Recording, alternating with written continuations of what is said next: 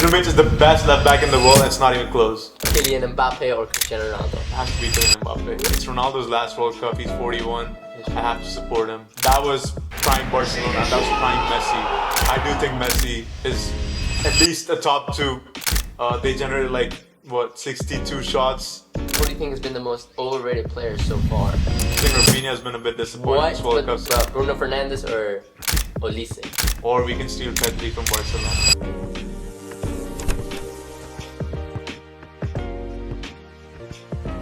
Hey everyone, welcome back to the show. Hello everyone, welcome back to another episode of Podcast with CC. I'm your host Chitrang Chauhan, and it is officially time to begin season 2 with a banger. Now before we move into the podcast, let me tell you guys the vibe, the structure that we have around here. We're going to be having the topic, the main idea, what we're going to be talking about, rapid fire, and situation. And I know I told you guys, new guests, better production, and because that's the plan that we have for season 2, ladies and gentlemen. Now today we're talking about a topic that's been trending this past month. A topic that everyone knows, a topic that everyone loves. It's football, or as Americans call it, soccer. And the FIFA World Cup. We have a lot to talk. We're going to talk, debate. There's going to be some hot debates, ladies and gentlemen. Let me warn you for that. And without wasting any more time, let's welcome our guest. He has elite ball knowledge. He knows a lot about football, a lot about soccer. So without wasting any more time, ladies and gentlemen, let's welcome Naren. Good, Naren. How you doing? I'm doing good, Chitrang. How are you doing? I'm doing pretty good. I'm so glad to be on your show, man. 100%. You know, I'm glad to have someone like you to start my podcast. You know, I was so lost. I had no idea that who to call, what topic I'm going to be talking about. And then I realized that, you know, FIFA World Cup's hitting up. So I had to call someone that has elite ball knowledge. Alright, now when it's time to dive into this podcast. Before that, you know, we gotta know the history about how you got into football. So you want to start by telling us what got you into football and when did you get into football? So I was always, when I was growing up, I always was into football, and I used to watch big games here and there, like Champions League nights or even the World Cup in 2018 or 2022. But I think I became a regular, really passionate fan after the 2022 World Cup, so the 23-24 season. But I did start, the earliest game I remember watching was the 2016 UCL final. That was 1-1, I think it was Real Madrid and Atletico Madrid. Oh man. And that went to pen, so that was a really good game to watch. Who won that? Madrid won, bro, of course. It was a 3-P. Yeah. Okay, fair enough. Okay, so that was the first game I watched. I had friends who would always take me to games for watch parties and stuff like that. Mm-hmm. So yeah, I think 2016 was the first game I watched. 2018 World Cup, I actually watched both the semifinals and the finals. So that was really a good set of games to watch. You know, I remember watching the 2018 World Cup, Croatia versus France. That was I think that was my first time watching France play in the World Cup, because I didn't watch it in 2014 because I was 5 years old. Yeah. And I watched France play and I was like, man, they played beautiful. They have good ball. They played good. They won that. I was really happy. And then I've been supporting France as well for the past 8 years in the World Cup. What about you, man? Which team? So, for me, honestly, even before I knew football and before I even started watching games, Ronaldo was just this really big name. Oh my God. This really big name in football. And for me, he's a really big source of inspiration. Inspiration. So for me, I've always looked up to him ever since I started watching. Because even the first games I watched, it was him starring in the big Champions League nights. Right. So it was, I just naturally inclined to Ronaldo. And that's surrounded by a lot of Real Madrid fans too. So it was, I kind of just initially started with, what everybody else was telling me to lean onto. And then I really did fall in love with both the club, Real Madrid, and also Ronaldo as a player. So you know, before you came into the podcast, I had a question in mind. I was gonna ask you first off when we were about to start talking. I was about to go Messi or Ronaldo, but then I see you walk in with a Ronaldo jersey that I see on. I was surprised. I mean, I do know that you're a big Ronaldo fan, but if you generally talk about it, give me one reason why you think Ronaldo is better than Messi. I can give you more than one reason. Oh, okay, let's hear it. Let's hear it for all the fans. First of all, before I get ahead with the reasons I think why Ronaldo's better than Messi, I do think, my due respect to Messi, I do think Messi is at least a top two player of all time. Wow. Yeah. So for me, I have all the respect goes out to Messi, and I feel like watching Messi play, it's truly magical. Even though he played for my opposition team, Yep. but it was just such. It's Messi plays football in a way that Ronaldo never could. Now, when I say that, I mean just pure football, right? Fair enough. So I feel like Messi can, regardless of his age, if you see him playing back when he was 10, he played the exact same way as he does now. That's how you know someone's God gifted. That is true. Right? What about Ronaldo? For me, Ronaldo, the reason why I prefer Ronaldo is because I just feel like the big Champions League pedigree that he has, especially in the knockouts. I don't think there's a more clutch player in the history of the sport than Cristiano Ronaldo. Oh, that's a big statement that you put out there. Yep. Now I'm gonna get a lot of comments by people saying, "Oh, but where's Ronaldo in the World Cup?" Well, we gotta take into consideration that Cristiano Ronaldo plays for Portugal. He doesn't play for Brazil or France or Argentina, something like that. One of those big countries that has a long list of history. Not sure Portugal has history too with Eusebio back in I think it was '66 World Cup, and and he scored 9 goals. But you have to consider that Portugal did not make the World Cup for a long time until Cristiano Ronaldo came in, and ever since they've qualified for all World Cups that he's been part of. I think since '04, every single World Cup that's happened, Portugal's been in it. Makes sense. And he won them their only 3 international trophies. The Euro, even though he got injured in the final, that was really unfortunate to see at the time. But that final was, he deserved it. Like the tournament that he had played before, prior to the final, that was a really good final. Against France too, your favorite team. That was the Euro 2016. It's okay, it happens. So, that's life. You lose some, you win some. That's part of life. So, and then at a club level, so you can argue that Messi is a better international level football player. Like his pedigree speaks for itself. He's won a World Cup. He's won 2 Copa Americas. He also has an Olympics gold, if you didn't know that. But I just feel like Ronaldo at a club level is the best player of all time. And because That's crazy. no, I say that because Ronaldo has played in 3 different leagues. So he's played in the Premier League, where he won his first Ballon d'Or in 08. He played obviously in Real Madrid in La Liga. So he won 4 Ballon d'Ors at Real Madrid. That is true. Arguably should have been 5, but it's fine. Yeah, it's okay. Yeah, so 4 is fine for now. But I just think at a club level, no one has dominated the different leagues like Ronaldo has. Fair enough. Even Italy, for example, we went to Italy, won I think 2 league titles with them.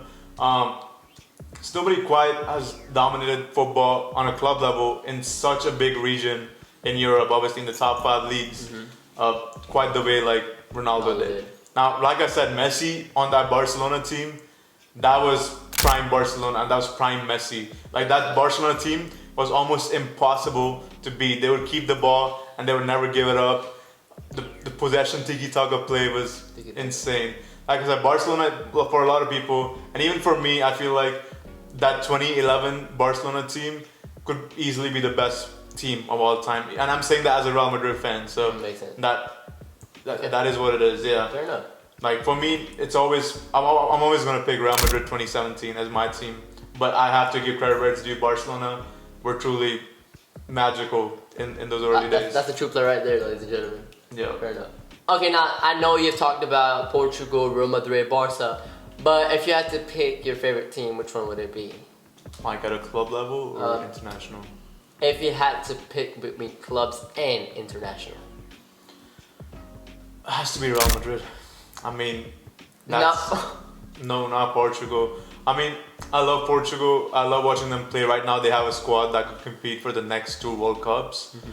But it's not a team that I see myself supporting past this World Cup, especially once Ronaldo retires. I've always been more of a Brazil fan, if you ask me, in terms of like international knockouts and major tournaments. So I think I go back to Brazil, but it's Ronaldo's last World Cup. He's 41. I have to support him and his team for this World Cup. Okay, bet. And Real Madrid is just a constant. That is true. They're gonna be there for a pretty long time. Yeah. Although the past couple of seasons have been rough for us. Yeah. Let's not talk about the fact that what happened this season and a few past seasons. No trophy. But no trophy, but it is fun though because the very first season I watched through and through every single game. The 23-24 season, we won 5 trophies. We only lost out on the Copa del Rey. Yeah, that is true. So I was so lucky to have seen that initial season with Real Madrid that I watched, but it's just so unfortunate that I had to the way we played. Honestly, more than losing out on trophy, it's about the way you're playing. And I feel like we haven't been playing that well the last couple of seasons. There'll be improvements and bad games, but yeah, just don't feel.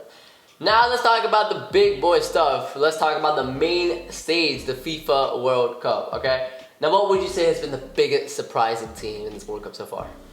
The biggest surprising team, I'd have to think about it, but if I were to pick one off the bat, I think Cabo Verde have been very impressive. Although they've been able to take out 2 draws, but to take out a draw against Spain and then Uruguay, I think 2 games in a row like that's not luck anymore. Yeah, that's not. Yeah, I mean, their keeper Wazinha has been going crazy. 40-year-old debuts for his game, draws with Spain. What a beautiful player. It's really magical to see small teams at the World Cup giving big teams a run for their money.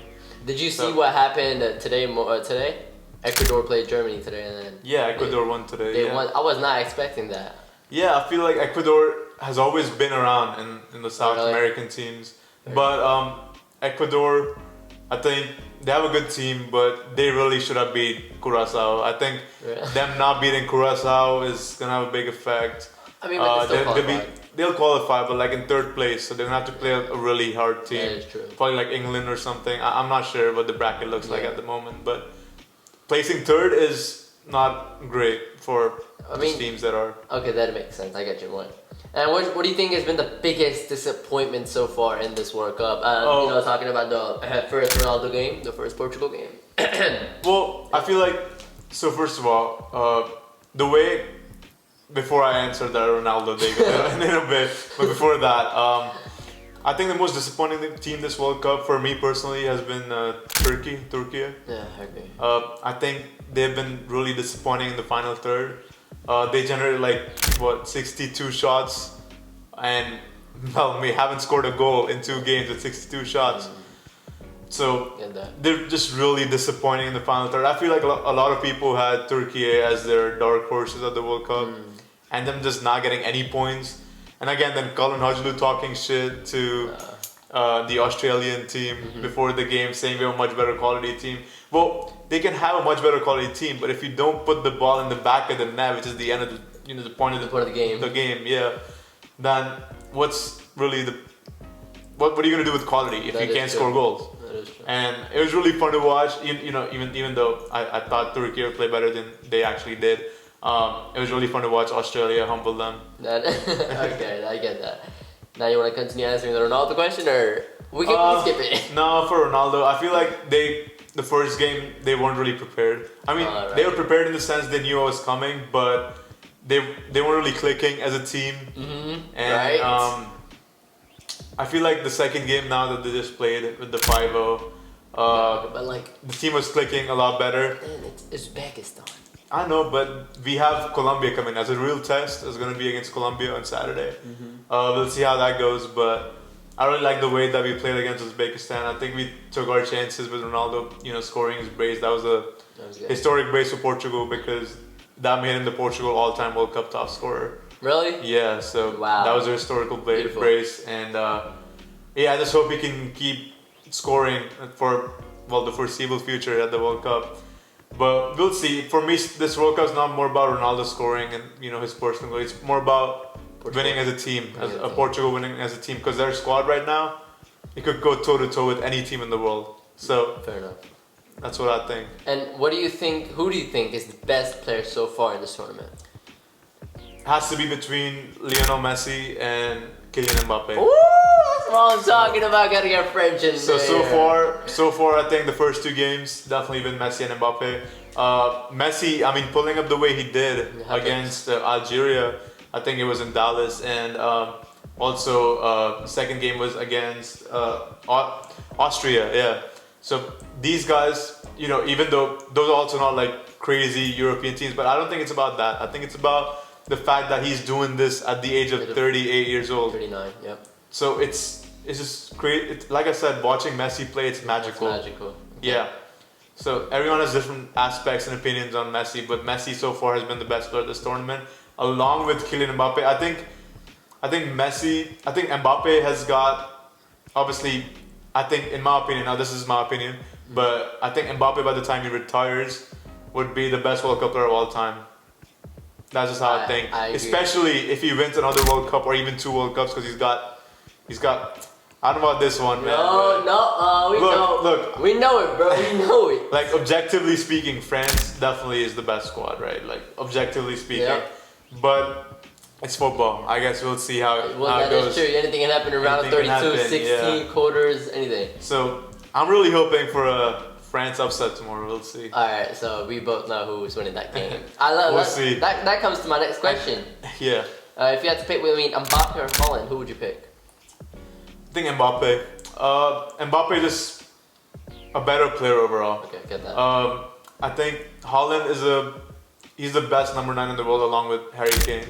I think Kane is right now the best number 9, but Holland's always been up there for strikers. For sure, yeah. His finishing is super clinical.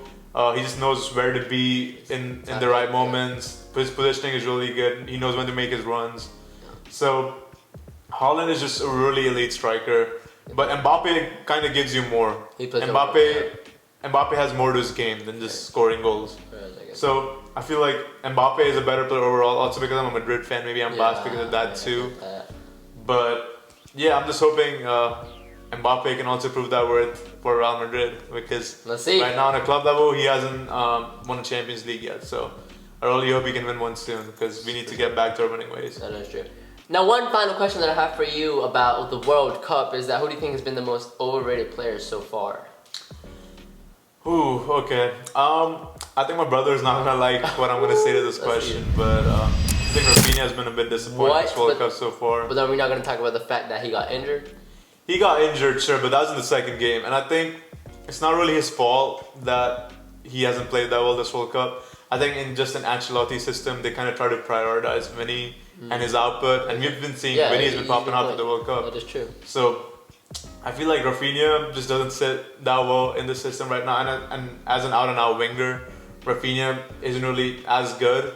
Like you can see why he's so good at Barca, because Lamine Yamal creates those opportunities for him.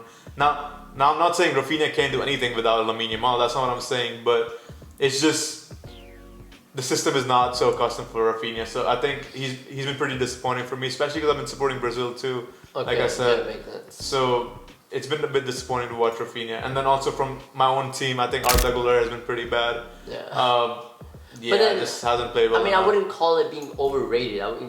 I would say he's good at a certain level, but then if you talk about the fact that like so many players are, I don't know how to explain it, but it's just that saying a lot of people in the world talking about how good he is, but then he performs bad. Like overrated as in like a lot of people are talking like he's gonna do this, he's gonna do that, but then like they absolutely fumble like what Ronaldo did in the first game. Yeah, but like I said, I think the big stars have been shining at this World Cup so far. Even Ronaldo, he had a bad first game, of course, but I think he bounced back well, and now let's see how he's gonna go from there. I just got a notification that USA just scored the first opening goal against Turkey. Oh, so let's go USA! Let's go USA! All right, now let's move on towards the next segment of this podcast.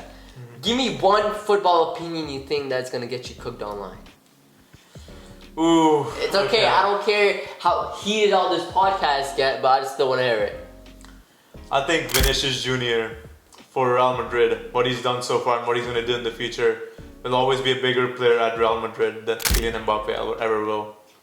That's my hottest take. But I think Vinny truly he's truly honored the number 7 that Ronaldo left him. That legacy. Vinny, he was not that good for his first couple of seasons at Madrid, but he's been so good ever since Benzema won that Ballon d'Or in 2022. Vinny's just been going on and on and on. And I think right now, after Ronaldo, I don't think there's anyone who has the same numbers as Vinny in the knockouts in the Champions League. So Vinny has crazy numbers in the Champions League knockouts, and he's won us 2 Champions Leagues already. Let's not forget that. So I think by the end of their careers, both Mbappe and Vinny, I think Vinny will be a bigger Real Madrid player than Mbappe will. And I'm not saying that Vinny's a better player than Mbappe. Mbappe is a better player overall, and Mbappe obviously has a much bigger international career at the moment. But we'll just have to wait and see how that goes. But that's my hot take for now. Okay, fair enough. I mean, I get that. But like, I have a feeling that Instagram, if you keep this statement out Insta, you probably would get cooked. But let's see how that goes. Well, yeah. I mean, you have to be a Real Madrid fan to really understand where I'm coming from. Alright, now let's not make this podcast any more boring. I'm not gonna ask you some more dumb questions about football, your history, and the World Cup. It's time to get serious. Okay. We are doing something interesting. You're Portugal. Yeah. And I'm France. Alright? But I see the USA on the shirt right there. Because today USA is playing Turkey. That's why I gotta support them. Sounds good. So, and we are building a combined France and Portugal's combined 11. Ooh, yeah. Okay? So we gotta make sure we're gonna talk about all positions from goalkeeper all the way to striker. We gotta make sure we're not biased. Alright, you gotta. Of course. You gotta keep in perspective how they've played so far in their entire career of football. Okay. Number 1. Wait, so you're talking at the moment or like their entire careers? How you've seen them play this entire year so far. Okay. And I probably I want to know if you actually know all the playing 11 for France. I do. Don't worry about it. Okay, so let's see how it goes. It's time to do the combined 11. Combined 11. Off with goalkeeper position, Maignan or Costa? That's a tough one. I think I'd go for Magnan. Okay.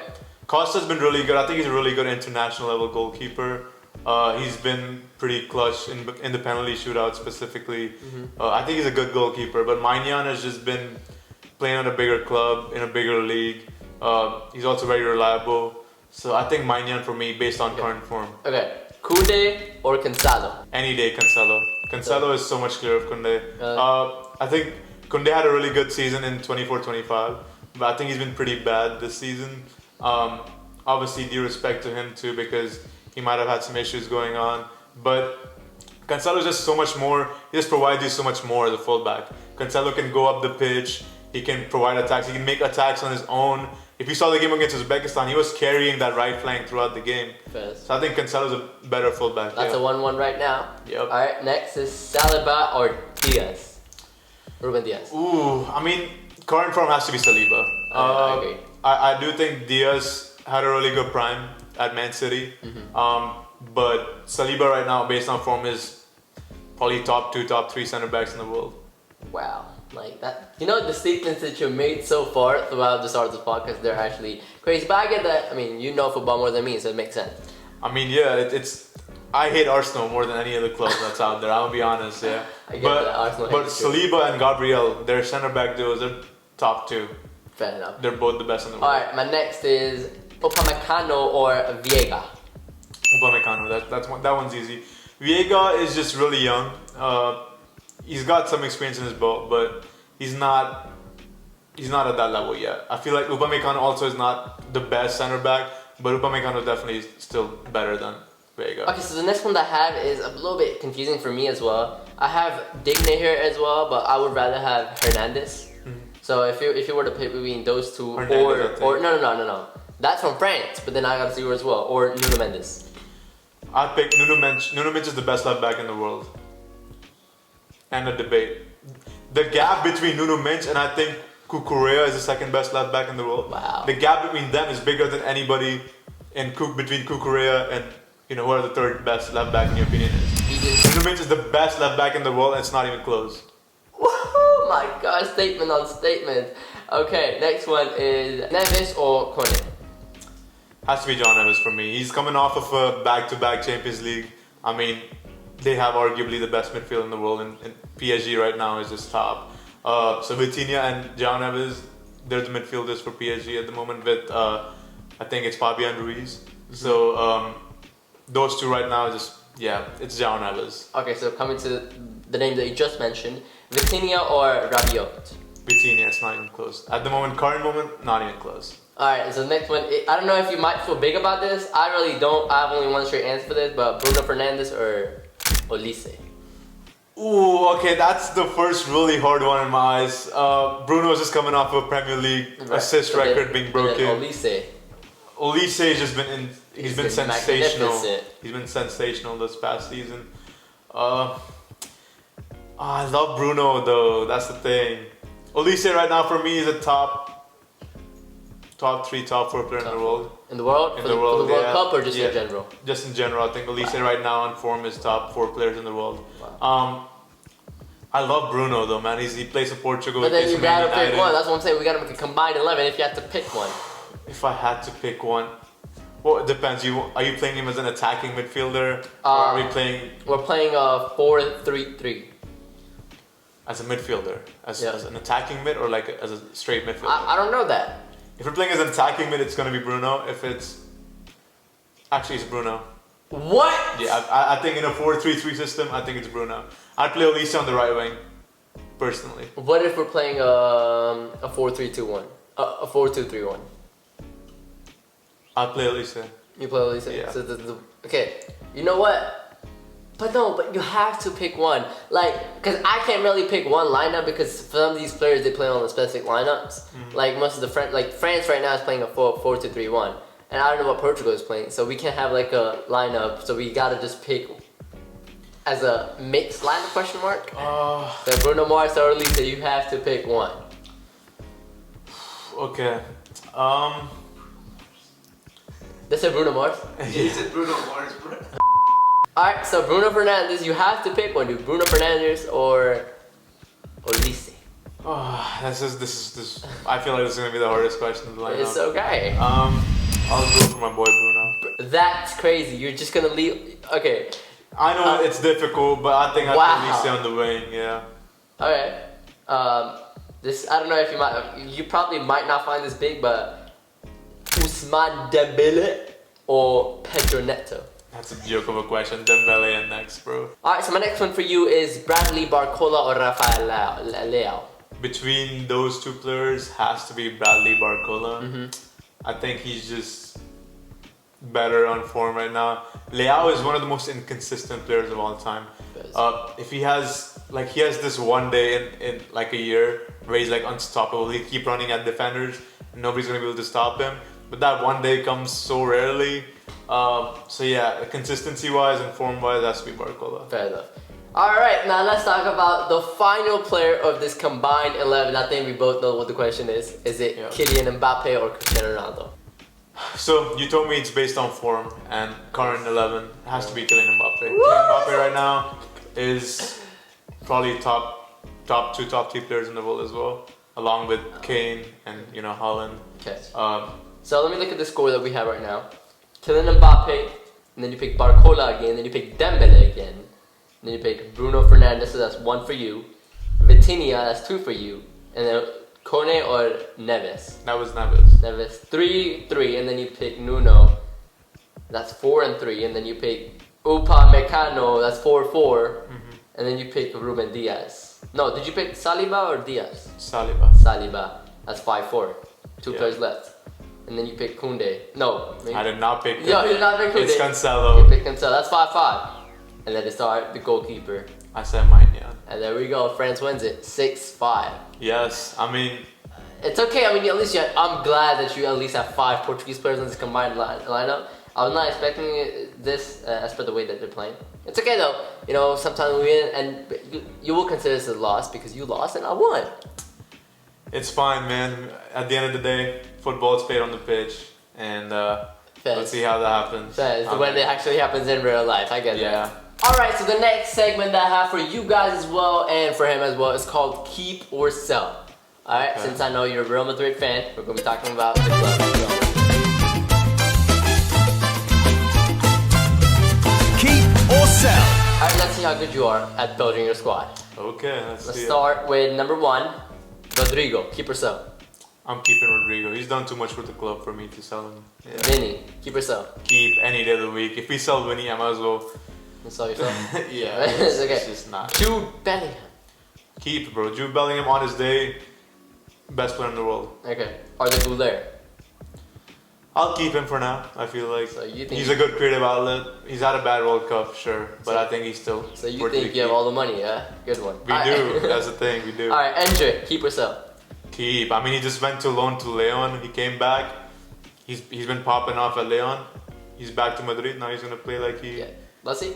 Deserves it. Chameni, keep or sell? Chomany's key. Chomany's, despite how bad of a season Madrid has had, I think Chomany's played quite well overall. Despite, even considering he had a boxing match with Valverde Okay, yeah. off the pitch, yeah. We're not gonna talk about that. But yeah. Camavinga, keep or sell? Sell. I think this is my first sell. I think his years of the club now over at the top level. Personally, even the game he came on against Bayern Munich, Champions League, Yeah. it's just not a good Okay. game. Yeah. I don't want to talk about it too much because It's okay, I get I it. still love Camavinga for the player he was. But I think his time at the top level at So- Madrid is over. Alright, Valverde, keep or sell? Keep. He's that one player that you want to keep till he retires. Okay. He's one of those players. He plays with the badge every single time he puts on the shirt. He always has. He puts out 100% for the club every single time. Every single time. Best. Brahim Diaz. I'll keep him. He's been very good actually for Morocco. I remember his assist to Saibari in the Brazil game. That was really good. I think Brahim is just really good on the ball. I think we kind of lack players that are really, really good on the ball, especially on the wings. So I think Brahim is also a really hard worker. I'll keep him. What about Garcia? Fran Garcia. Yep, keep or sell? I'll sell him because we just bought Cucurella off of Chelsea. We have Alvaro Carreras that we bought last year. So I don't see why I would keep Fran Garcia. I don't think he'd get any playing time. Okay, what about Militao? Keep or sell? I'll keep him for one more season Okay. and then so. I feel like Militao, when he's actually playing, is one of the best center backs in the world. But he's playing maybe a month in the entire year. So yeah, I think I'd keep him one more year just to see if he can figure out his situation What's with up? the injuries. And that's all. Yeah, and if he can, quality can only take you so far if you're not actually playing the game. So I bet you right now, Real Madrid fans are loving us right now, or they're just absolutely hating on us. But I get that, opinions of course, but I agree with what you said. Alright, so one final question. This is not a keep or a sell question, but this is just a question that I have for you. You can only keep one. Vinicius, Mbappe, or Bellingham. Who is staying in the club? The rest who are getting kicked out. For the history and legacy overall, I think I'd keep Vinicius Junior. Yeah. And you tell me that Mbappe and Bellingham will have to leave. Yeah, I mean Bellingham had probably the best debut season by any Englishman in the La Liga ever. So I think Bellingham is amazing. But if I was forced to keep one, it has to be Vinicius Junior. Because I get that. And Mbappe hasn't done much for Real Madrid yet. He's won the Golden Boots, but doesn't have the trophies yet. Let's see what happens next season. Let's see how good both of these players play, and then I hope so, man. I really hope they can click together. What I just got the news, ladies and gentlemen, that Turkey has just scored this. Arda Güler has just scored. Back here, man. Yes. Oh my gosh. You were just talking about how bad he plays this entire season. He's been bad this He World Cup. ends up doing a 1-1 against USA. I'm trying to finish this podcast quick so we can go watch the game, but let's see how much time it takes. Alright, now people watch football like it's just a game, but you have actually watched it for a long time. So what do you think it taught you about in life? And we know the pressure that's been created during finals or Champions League, or even the fact that you lose and then you come back next season to play better. I think football in general has taught me that you have to be willing and able to play as a team. Not that, obviously, that sounds kind of basic, but it's just you need to know how to coordinate and communicate with people and with friends and family, even at work.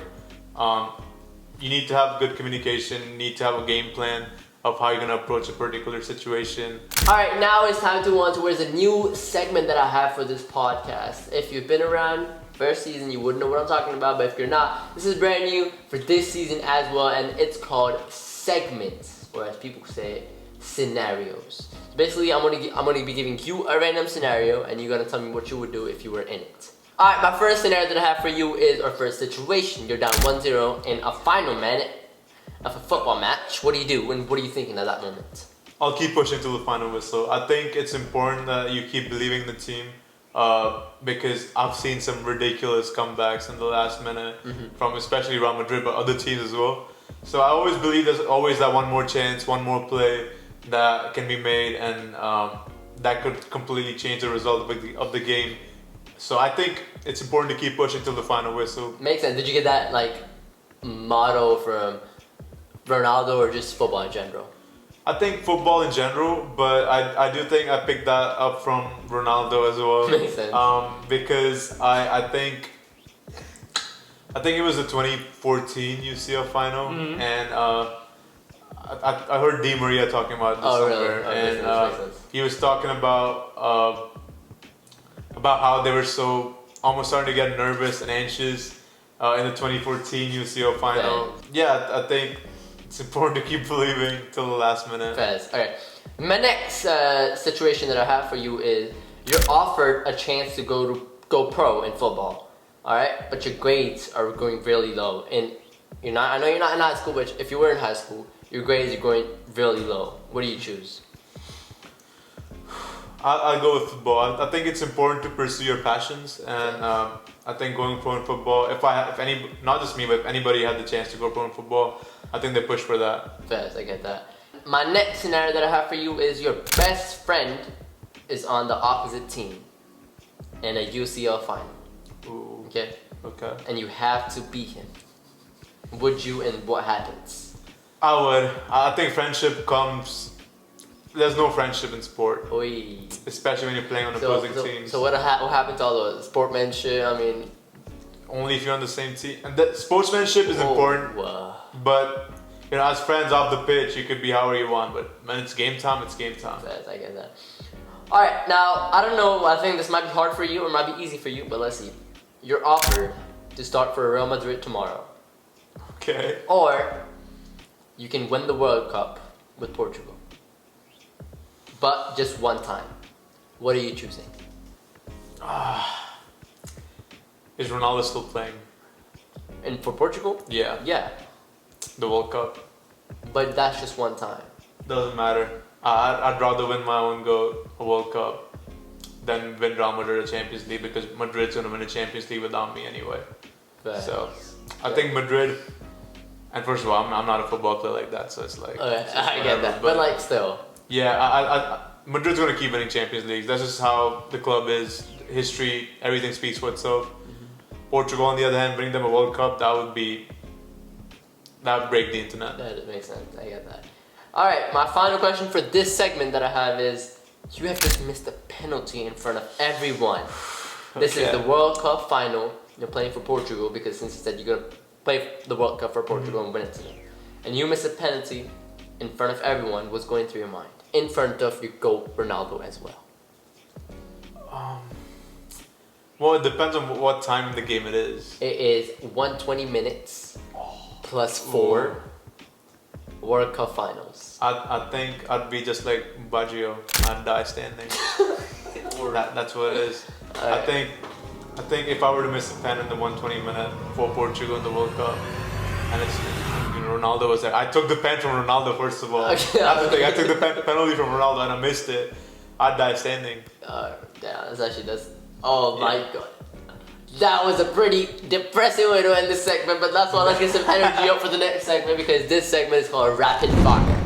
I'm pretty sure you know how it works. I'm gonna ask you some quick questions and you have to be quick about the answers. Sounds good. Cool. Now I have no idea why I have this on here, but the first question is Messi or Ronaldo? Ronaldo for me. Alright. Prime Neymar or Prime Ronaldinho? I think I like Ronaldinho slightly more in their prime. In their prime. Okay, Faz. Win the World Cup or be the richest player in the world? Win the World Cup any day of the week. Faz. Fame or peace? Peace. You wouldn't take the fame like Ronaldo? Nah, not that kind of guy. Faz. Would you rather go pro in your football career or stay with your closest friends forever? Stay with my friends. Really? I had to play between the two. You wouldn't go pro in football? I don't think I'm particularly. I'm more of a watcher than a player, so I think yeah. Next is Prime Zidane or Prime Modric? For me, it's gonna be Zidane. Just barely Yeah, Zidane. Win the Champions League or win the World Cup? Win the World Cup. I mean, yeah, it's fairly obvious. Okay. I mean, I've already asked this question, like I said. Real Madrid or Portugal? If you had to pick one. Current Portugal or current Real Madrid? Real Madrid. Yeah. I'm shocked, low-key. Alright. One player that you could bring to Madrid right now. For Vitinha. 5 seasons. Vitinha. Right now. I think we need a controlling midfielder. Either Vitinha or someone like John Neves. Why not? Why not get the best left back in the world? I mean, I think Nuno Mendes is happy where he is right now at PSG. And I think we just got Cucurella, who I think is the second best left back in the world. Mm-hmm. So I think for this, in terms of the overall squad depth and improvement, I think I'd get a controlling midfielder like Vitinha. Yeah. Okay, and where do you see? Okay, or we can steal Pedri from Barcelona. Ooh. So you know, I don't know how to say this, but the person behind the camera right now is a Barca fan, and he just nodded his head. He said, "No, we're not giving you guys Pedri." I mean, you know, it's not your fault. I mean, it's too late because you asked me who I can take from anywhere. You're right. You can take it from Barcelona, right? Fez. I get that. Okay, my next. Okay, and that's gonna be end for the rapid fire round as well. Now, where do you see your Real Madrid team in the next 5 years? Do you think they have a chance of winning a Champions League? I think if they have, I think they should have won at least one or maybe 2 Champions Leagues in the next 5 years. Really? But Two. yeah, I think if everything works out well with Mourinho, I think we can see Madrid win another 2 Champions Leagues in the next 5 years. Let's see that. I hope it's next year. Realistically, it's not gonna be, but it's football. I just want, it's football. Anything can happen. Yeah. Ooh, I'll get jinx on that one. All right. Now my final question that I have for you for this entire podcast. Okay. Where do you see Portugal going in the World Cup? I think we have the ability to go all the way. It's just, I feel that Portugal has the quality. It's just really about gelling together as a team. That's what Portugal's always struggled with. Yes. They've always had the squad and the depth, and right now I think we have players who can come off the bench and really make a big difference too. So I do think we have the ability to go all the way. It just depends on how well we play together as a team. If I had to say objectively speaking, France I think still would be the primary favorites for the tournament. But I do see Portugal going as far as they possibly can based on how they play on the day off, which is very important too. That is true. Alright, ladies and gentlemen, that has been our first episode of Season 2. That's how we're going to be starting Season 2. We're talking about football, FIFA World Cup, and American soccer once again. Thank you so much, Noah, for being a part of this podcast. Thank you for having me. It was beautiful. I mean, it was true. The way I introduced him, elite ball knowledge, 100%. This dude he knows everything. Saying that Nuno Mendes is the best left back in the world, and talking about a lot of facts. You know, keeping Kylian Mbappe under top 5 at the moment, or Harry Kane, or anyone like. What else did he say? Well, I have. He had Messi for top 2 in the world. Like, I get that. Fair enough. Yeah, well, ladies and gentlemen, facts are facts, man. Fez. Hey, I was glad to have someone with elite ball knowledge for my first episode. Well, ladies and gentlemen, for that, it has been our first episode of Season 2 with Podcast with CC. It has been your host, Ron Jahan. Thank you for watching. Noah, do you got anything to say? Let's keep the season coming. That's what I'm saying. So do you have any last words to say to that camera to finish this podcast out? Peace out. Peace out, guys.